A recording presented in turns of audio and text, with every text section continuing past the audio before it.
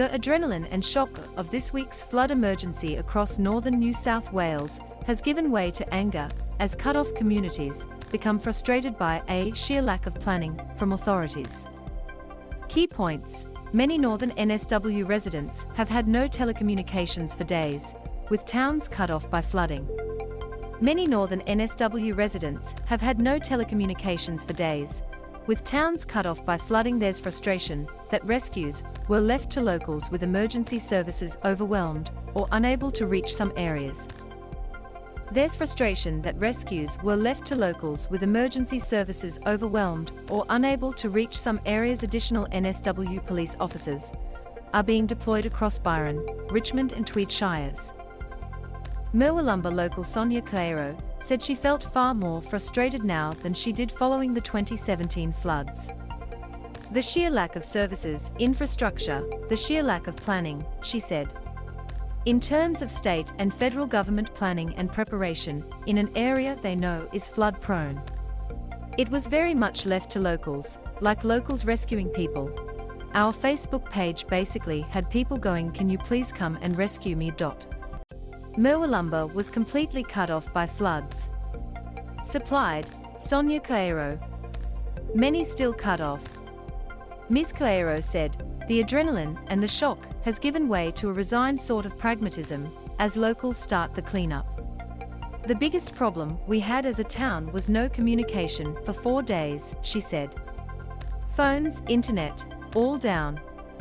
No supplies, no food, no fuel. Supermarkets have struggled to get stock through flooded roads." Supplied, Kathy Border.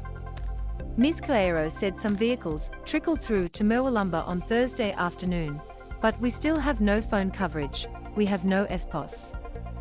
We have to use cash and there's no cash in the tele machines, she said. She said there was frustration among locals as authorities were warned ahead of time about the risk of life-threatening flooding. "We need foresight from the government," she said. "We need planning and preparation, and we need funding for mitigation and infrastructure, so we don't have to deal with this again. We need to do it now, not when everyone forgets later." Flood damage at Chindera. ABC Gold Coast, Dominic Kensdale. Thousands without telecommunications.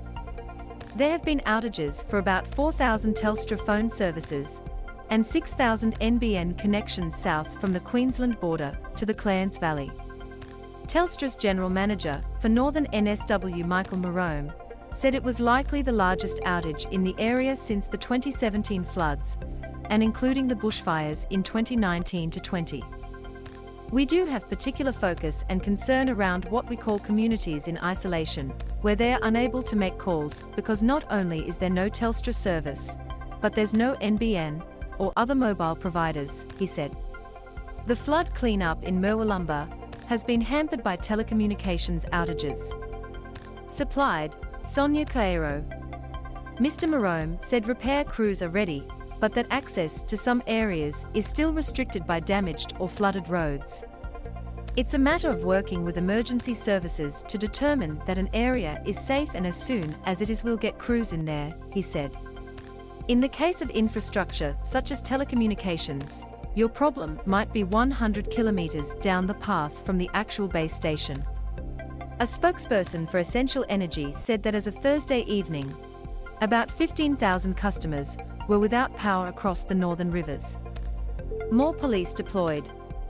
More than 100 additional police officers from metropolitan areas are being deployed across northern NSW today.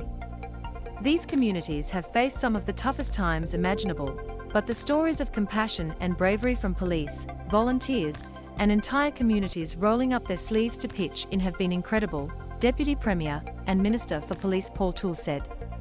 This large tree stump was washed away by the overflowing Tweed River. ABC Gold Coast, Dominic Kensdale. "Rest assured we are throwing every resource at this evolving situation, and deploying these extra officers will make a huge difference on the ground, not only in the immediate response phase, but also during the long road to recovery." State Emergency Operations Controller, Deputy Commissioner Mal Lanyon said more resources will be deployed if required. I want everyone affected by this ongoing emergency to know we will support you in the coming weeks, months, and as long as it takes, to get you and your communities back on your feet. Loading.